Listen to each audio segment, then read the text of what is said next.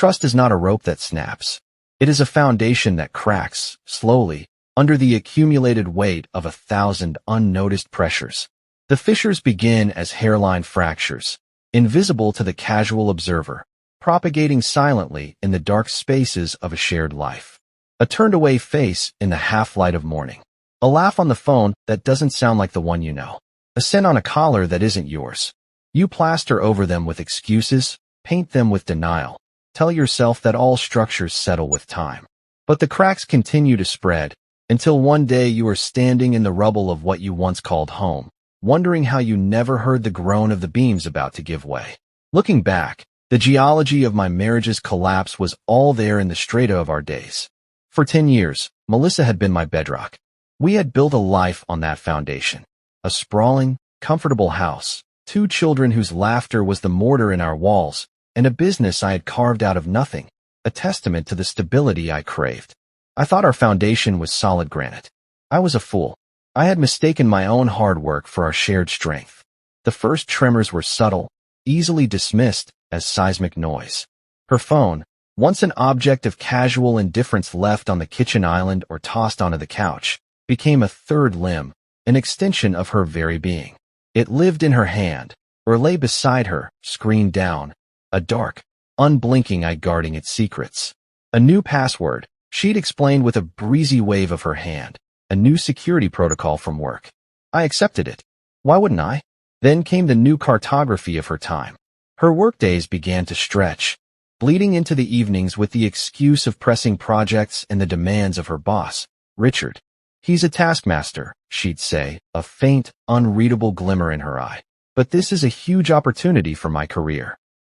I was her biggest supporter, the architect of the very stability that allowed her to pursue her ambitions. I packed her lunch on those long days, made sure dinner was waiting, absorbed the extra parenting duties without complaint. I was shoring up my side of the foundation, oblivious to the fact that she was actively undermining hers.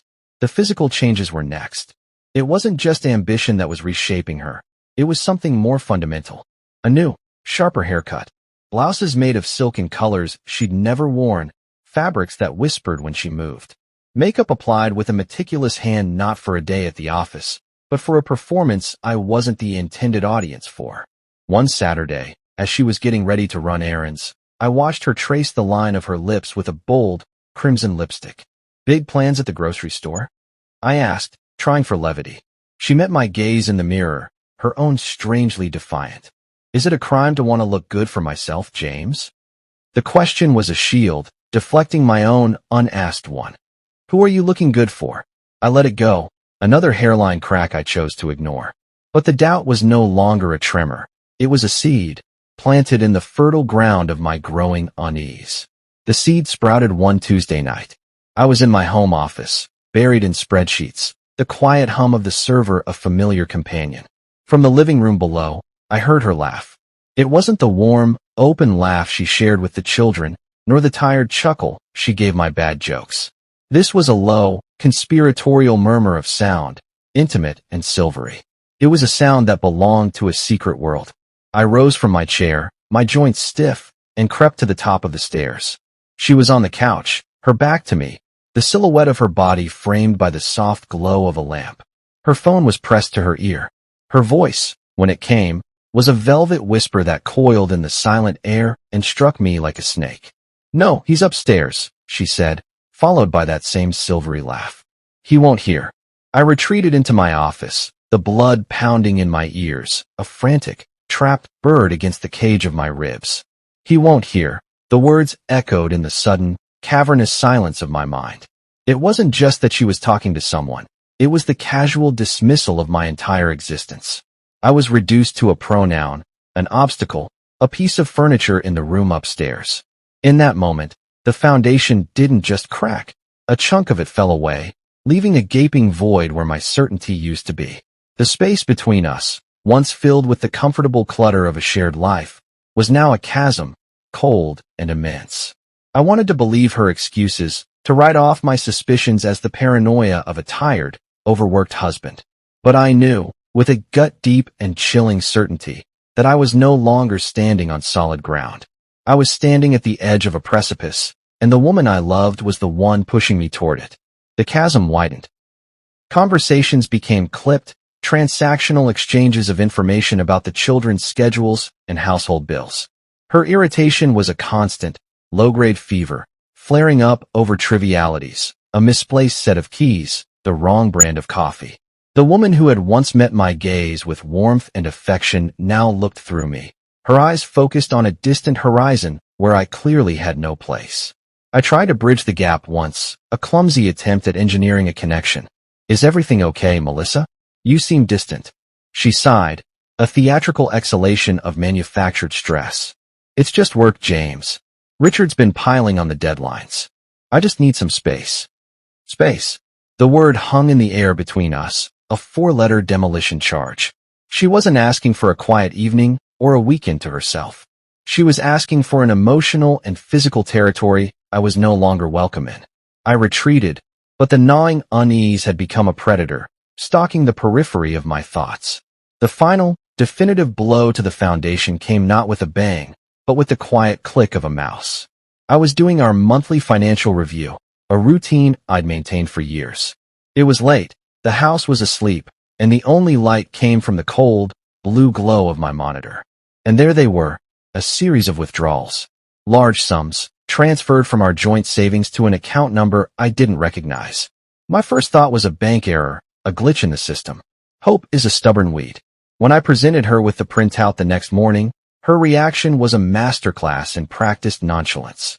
She glanced at the paper without truly seeing it, her attention fixed on the laptop open on the kitchen table. "Oh, those," she said, her voice airy, dismissive. "I had to cover some expenses for a work project. Richard said the reimbursement is coming through next week." The lie was so blatant, so poorly constructed, it was insulting. Since when does your company ask you to pay for major expenses out of pocket? And why wouldn't you mention transferring thousands of dollars from our savings? She finally looked at me, her eyes hard. "You're being paranoid, James. It's not a big deal. Stop overreacting." Paranoid. The same word she'd used before, now wielded as a weapon to invalidate my reality. But this wasn't about her late nights or her secret phone calls anymore. This was about our future, our security, the very structure I had built to protect our family. This was an act of sabotage, and I realized then that I wasn't just dealing with a crumbling marriage. I was dealing with a conspiracy. That was the day I decided to become a spy in my own home. The thought of installing hidden cameras felt like a profound violation, a transgression against the man I thought I was. It was invasive, ugly, a desperate act, but I reasoned it was a necessary one. If my paranoia was baseless, the cameras would be my cure, proof that the shadows were just shadows. If I was right, well, I needed to know the full extent of the rot. I needed to see what was happening in the dark spaces when I wasn't looking. I ordered them online, tiny, discreet lenses that could be hidden in plain sight. One in a smoke detector in the living room, one in a digital clock in the kitchen, one in a birdhouse overlooking the driveway. I installed them while she was at work, my hands feeling clumsy and foreign, as if they belonged to someone else. I felt a profound sense of shame, but it was overshadowed by a cold, clear sense of purpose. I had to know the truth. The first few days were an exercise in self-torture. I watched the live feeds on my laptop, my work forgotten, as Melissa moved through the house, a ghost in the machine. Her routine was unchanged. Home late, a brief, sterile dinner, then a retreat to the guest room she now occupied, claiming she didn't want to disturb me with her early alarms. I started to wonder if I had made a terrible mistake, if I was the one creating the cracks, seeing fissures where there were none. Then, on a Thursday afternoon, the world tilted on its axis. I was checking the feed from my office when Melissa came home early. Her movements were agitated, a nervous energy crackling around her as she paced the kitchen, checking her phone every few seconds. My own heart began to beat a frantic rhythm against my ribs. A few minutes later, a sleek, black sedan I didn't recognize pulled into our driveway.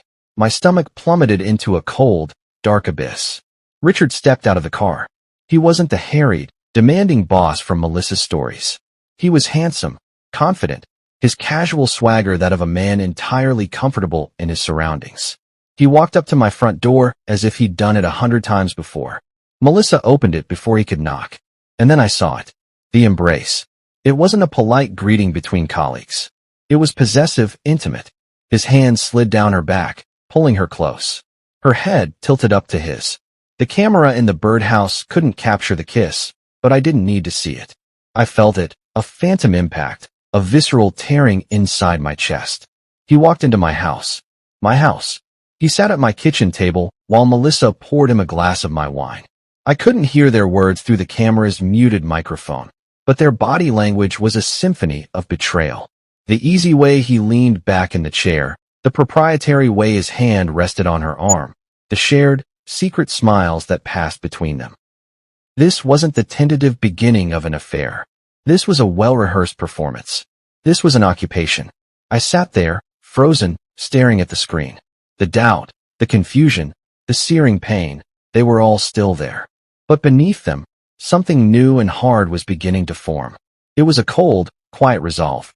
The foundation of my marriage had crumbled to dust, but I was still standing, and I would not let them bury me in the ruins. They had mistaken my love for weakness and my trust for blindness. It was a mistake they were going to regret. My fight for survival had just begun. You think you know what fury feels like. You imagine a roaring inferno, a destructive force that consumes everything in its path. My fury wasn't like that. It was cold. It was the precise, silent burn of liquid nitrogen, freezing everything it touched, making it brittle, fragile, ready to shatter. As I sat in my office watching the silent movie of my wife's betrayal on the laptop screen, I felt not heat, but an arctic calm.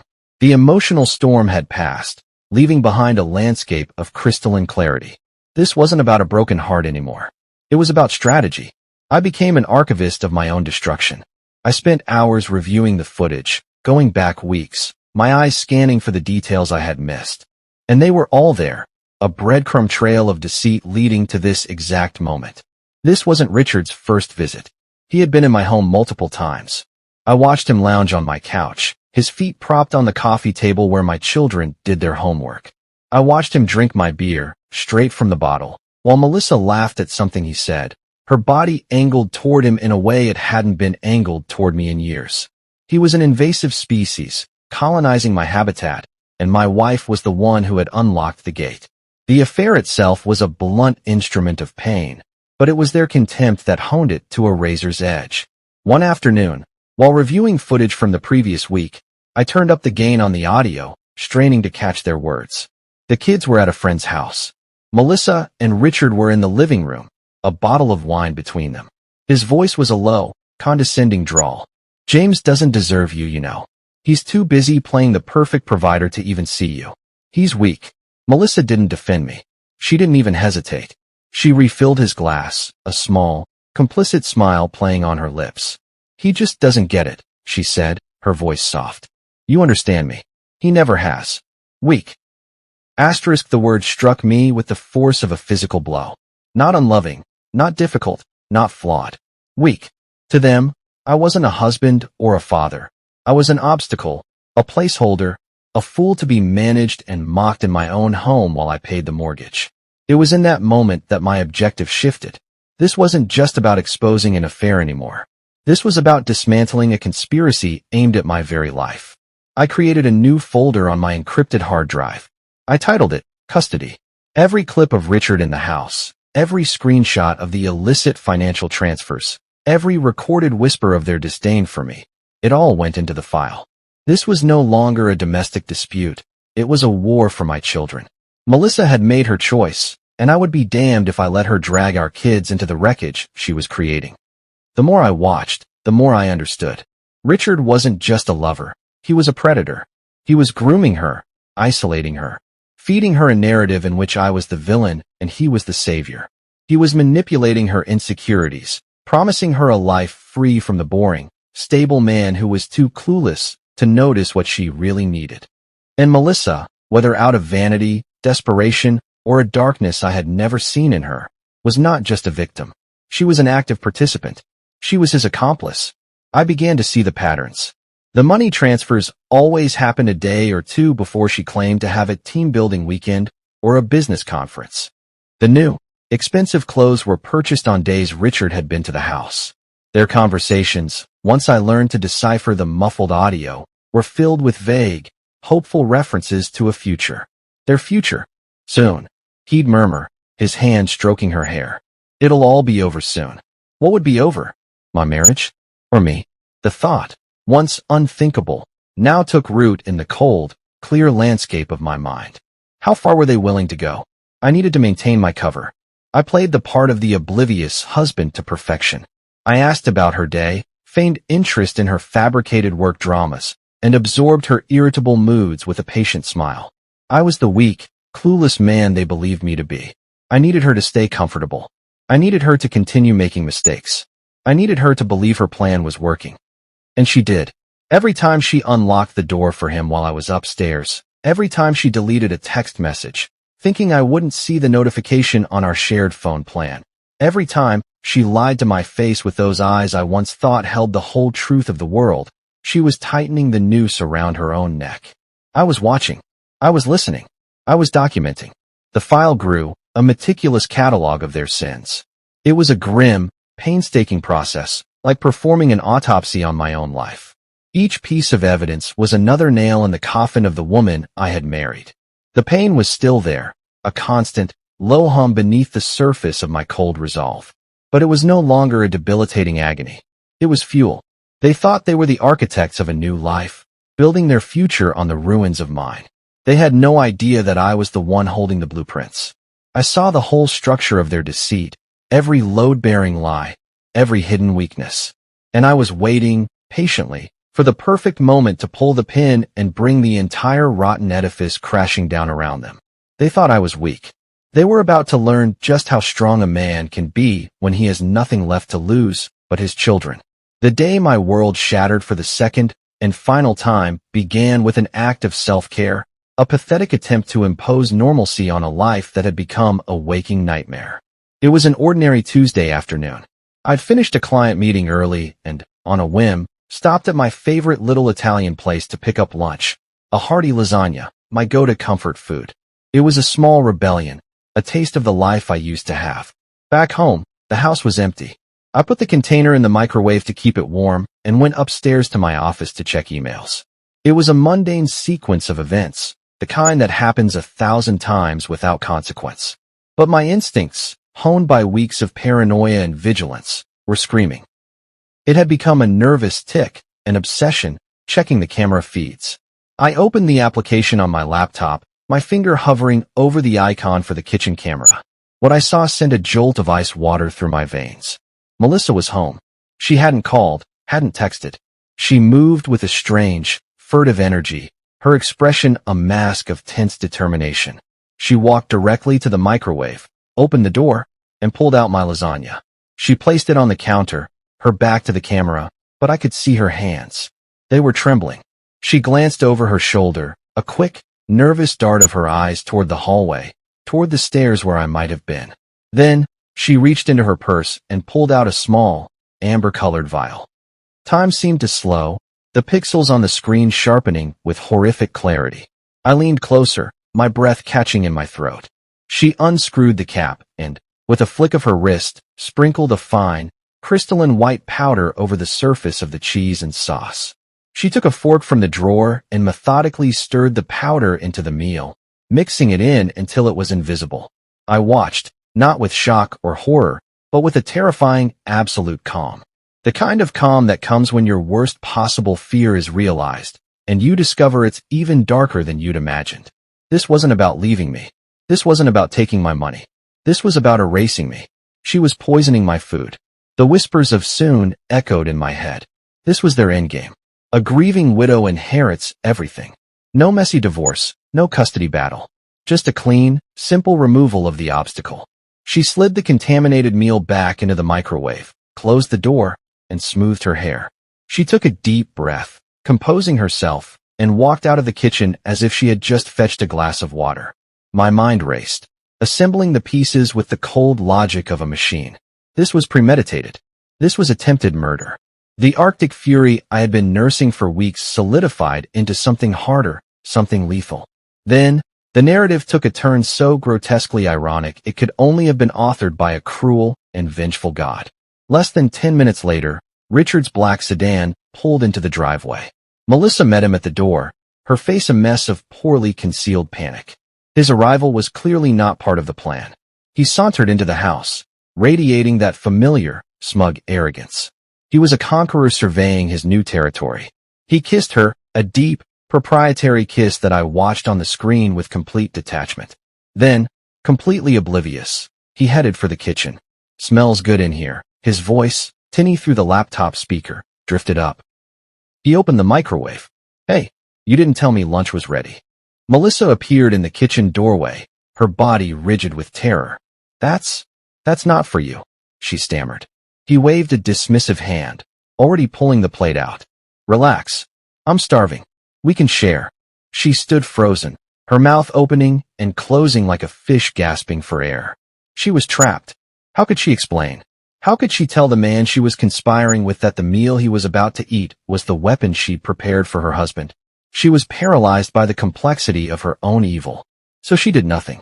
I watched, a silent, unseen deity of vengeance, as Richard sat down at my table, in my chair, and took the fork Melissa had used to stir in the poison. He took a large bite of the lasagna. My lasagna. He ate with a kind of smug relish, talking between bites. At one point, he leaned back, gesturing with the fork. "See? I take care of things. I'm the better man." The cosmic justice of it was almost poetic. He was consuming his own ambition, his own greed. Melissa hovered nearby, her face ashen, wringing her hands. The wheels were turning in her head. I could see it. How to fix this, how to salvage the plan, how to save herself. But it was too late. Richard paused mid-chew. A flicker of confusion crossed his face. He put the fork down. He rubbed his stomach, then his chest, a look of pain surprise dawning in his eyes. His movements became frantic. He tried to stand, but his legs buckled.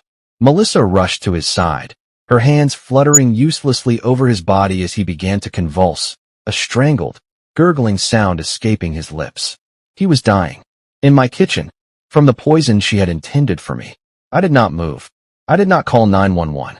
I did not run downstairs. I simply sat in my office and bore witness.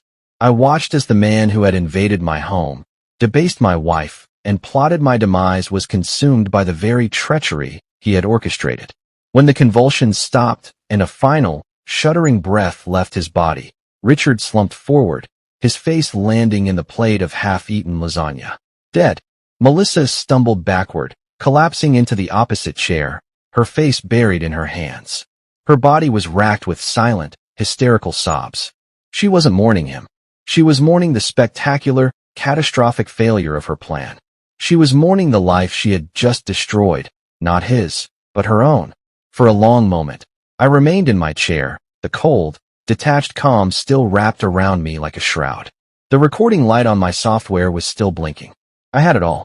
They had underestimated me. They had counted on me being weak, clueless, and eventually, dead. But I was none of those things. I was a survivor. And the real battle had only just begun. I waited another minute, listening to Melissa's choked sobs echo through the silent house. Then, calmly, I saved the video file, closed my laptop, and stood up. It was time to go downstairs. My footsteps on the stairs were the only sound in the house, each tread a deliberate, measured beat in the funereal silence. I didn't rush. The scene in the kitchen wasn't going anywhere. When I appeared in the doorway, Melissa's head shot up. Her face was a grotesque canvas of tear tracks, panic, and utter desolation. Richard's lifeless form was a third party at the table, a silent, accusatory monument to their failure. "James," she choked out, scrambling to her feet. I can explain." I said nothing. I let my gaze drift from her terrified face to Richard's body, then back to her. My silence was a vacuum, pulling all the air, all the excuses, all the lies out of the room. It was more damning than any accusation I could have leveled. "It wasn't supposed to be like this," she whispered, taking a hesitant step toward me, her hands outstretched in a pathetic plea. "He wasn't supposed to eat it. It was a mistake. Please, you have to believe me." The audacity of it, to appeal to a belief she had systematically annihilated. I finally spoke, my voice devoid of any emotion, as flat and cold as a surgeon's scalpel. "A mistake? Which part, Melissa? The affair? Stealing our savings? Or the part where you try to murder me?" The word murder struck her like a physical blow. She flinched, her entire body seeming to shrink. No, it was Richard's idea. He manipulated me. He said it was the only way we could be together. He made me do it. The blame shifting, the final, desperate act of a cornered coward. I took a slow step into the room, my eyes never leaving hers. He's dead, Melissa. He can't defend himself. But I have a feeling the story you're telling isn't the whole truth. I paused, letting the weight of my words settle. And I have a feeling I can prove it. In that moment, she understood. The terror in her eyes was replaced by a dawning, horrified realization. She knew I knew more than I was letting on. The power dynamic, which she and Richard had so smugly controlled for months, had just irrevocably shifted. The time for emotional confrontation was over. Now, it was about cold, hard strategy. The next morning, with my children safely at my sister's house, I called Vivian. Vivian, I said, my voice steady. The situation has escalated. We're no longer just dealing with infidelity. We're dealing with attempted murder and an accidental death. There was a sharp intake of breath on the other end of the line, followed by a professional calm that was immensely reassuring. James, don't say another word. I'm on my way. Do not speak to Melissa. Do not speak to anyone. We handle this my way. Vivian was a force of nature, sharp, pragmatic, and utterly unflappable.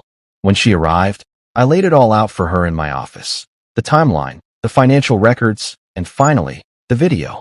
She watched the footage from the kitchen, her expression unreadable. When it was over, she closed the laptop, her gaze intense. This is a game changer, she said, her voice low. The footage of her poisoning the food is our silver bullet for custody. The rest, the death of Richard, that complicates things in ways you can't imagine. We need to be surgical about this. Her strategy was brilliant in its simplicity. Our focus would be singular, the immediate and total protection of the children. Judges don't care about scorned spouses, James, she explained. They care about endangered children. We will paint a picture of a mother so dangerously unstable, so morally bankrupt, that any sane court would strip her of her parental rights without a second thought. Her actions prove she is a threat. The confrontation with Melissa, when it came, was not in our living room. It was in Vivian's sterile, mahogany-paneled office. Melissa had been served with divorce papers and an emergency motion for sole custody. She arrived with a lawyer who looked out of his depth before the proceedings even began. Vivian didn't start with accusations. She started with facts, laying out a clinical, irrefutable timeline of financial malfeasance and infidelity, supported by bank statements and screenshots. Melissa tried to deny it, to spin her tired narrative of a high-pressure job and a manipulative boss. Then Vivian slid a tablet across the conference table. And then there's this, she said quietly. She played the first part of the video. Melissa, alone in the kitchen, pulling out the vial, sprinkling the powder, stirring it into the food. Melissa's face went white. Her lawyer sputtered, objecting, but Vivian simply held up a hand. Your client, in her own home, attempted to poison a meal, Vivian stated, her voice cutting through the air. A meal that, by sheer chance, her children did not come home and eat. Her intent is clear. Her recklessness is staggering.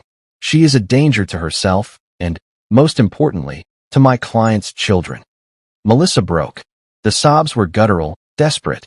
He made me do it, she cried, pointing a trembling finger at me. He was going to leave me if I didn't. You don't understand.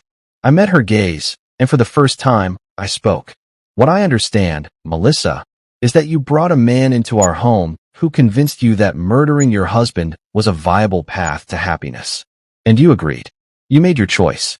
You don't get to blame him now that he's dead. The fight went out of her. She crumpled, a hollowed-out shell of the confident woman she had been. Her lawyer, seeing the case was indefensible, immediately moved to settle. The custody hearing was a formality. The judge reviewed the evidence, his expression growing grimmer with each page. Full legal and physical custody was awarded to me. Melissa was granted limited, supervised visitation, contingent on a full psychological evaluation. She had lost everything. As Vivian and I walked out of the courthouse, I felt a profound sense of relief, but no triumph. This wasn't a victory. It was a salvage operation. That evening, I made an anonymous call from a payphone miles from my home. I disguised my voice, keeping it brief and to the point. I have information regarding the death of Richard Monroe, I said to the detective on the other end. It wasn't a heart attack. You should look into his last meal. And you should talk to Melissa Collins. I hung up before they could trace the call. I had given them the thread. I knew from the evidence I held that they would have no trouble unraveling the rest. Melissa's lies couldn't protect her from a homicide investigation. The police would find the toxicology reports, they would find the affair, and they would find a motive. My evidence would remain my insurance policy, to be used only if necessary. But I suspected it wouldn't be. The truth, like poison, has a way of working itself through the system. I had protected my children. I had secured their future. And I had set the wheels of justice in motion for Melissa, not out of revenge, but out of a cold, hard necessity. Some foundations are so rotted, they can't be repaired. They have to be demolished so something new and stronger can be built in their place. The weeks that followed were a blur of logistics and quiet healing. The police investigation into Richard's death churned on, a distant storm I watched from the safety of my new life. Detectives came to the house. I played the role of the shocked, grieving husband, providing a timeline of my day that was both truthful and incomplete. When they questioned Melissa, her story, patched together with flimsy lies and omissions, quickly fell apart under scrutiny. The community, once her social playground, became a gallery of whispers and sideways glances. She was ostracized, isolated by the scandal she had created. It was a justice of a different kind, swift and merciless. I sold the house. It was tainted, every room a crime scene of memory and betrayal. I found a new place in a neighboring town, a fresh start with clean walls and a yard full of promise. The day we moved in, watching my kids race through the empty rooms, their laughter echoing off the hardwood floors, felt like the first deep breath I'd taken in a year. This was our sanctuary. Rebuilding was not a single event, but 1,000 small acts of construction. It was me, on a ladder, painting my son's room a bright, optimistic blue. It was my daughter helping me plant a garden in the backyard, our hands covered in rich, dark soil. It was re-engaging with my business, finding solace in the familiar rhythm of work and problem-solving. My clients, many of whom had heard rumors, treated me with a quiet respect, their loyalty a balm on my wounded pride. My best friend, Derek, was my constant support beam. He showed up with pizza and beer, helped me assemble furniture, and listened without judgment as I slowly unpacked the trauma of the past year. "You're a fortress, man," he said one evening, as we sat on the new porch, watching the fireflies ignite the dusk. Most guys would have crumbled. I had to be, I said, my gaze fixed on my children. They were living inside. Vivian, my lawyer, became a trusted advisor. Her professional duties were done, but she'd call to check in, her sharp inquiries always softened by genuine concern. On her advice, I started therapy. Talking to a neutral third party, a professional skilled in navigating the landscapes of grief and trauma, was revelatory. It allowed me to separate James the victim from James the survivor. Melissa's fate unfolded as I had predicted. Faced with a mountain of circumstantial evidence and her own contradictory statements, and with the police closing in, she confessed.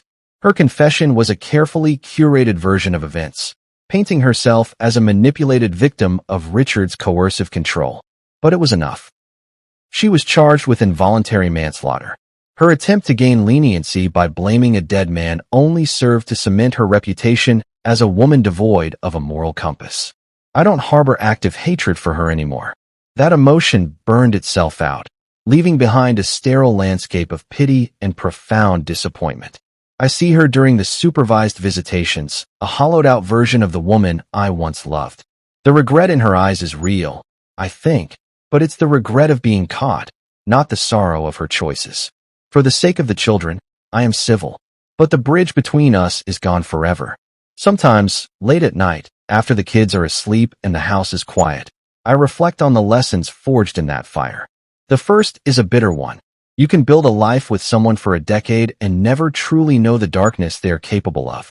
Trust, once broken so catastrophically, can never be fully restored to its original form. But the more powerful lesson is one of resilience. Betrayal is a demolition. It levels the structures you've built your life around. But what you do in the wreckage is what defines you. You can lie down in the dust and let it bury you, or you can pick up the first brick and start building again. I learned that my true foundation wasn't my marriage or my house. It was my love for my children and my own unyielding will to protect them. I started to share my story, cautiously at first, with a few trusted friends. Not for sympathy, but as a cautionary tale. I spoke of the red flags I ignored, the subtle erosions of trust one dismissed. My experience became a stark reminder to them. Pay attention. Trust your gut. A foundation doesn't crumble overnight. The cracks always appear first. Looking back, the pain of it all was immense, a weight that threatened to crush me. But it didn't. Instead, it forced me to become the architect of my own salvation. It taught me the difference between the decorative elements of a life and its true, load-bearing walls. It made me a better father, a more discerning man, and a survivor who understands the true cost of vigilance. I sit on my porch now, the same porch where Derek called me a fortress. My children are older, their laughter's still the best sound in the world. The new house feels like home, its foundations solid, built not on naive trust, but on hard-won strength and a clear-eyed understanding of the world. The scars remain, faint lines on the blueprint of my life, but they are no longer wounds. They are a testament to the fact that when everything fell apart, I didn't just survive. I rebuilt, and this time, I built something that could never be torn down.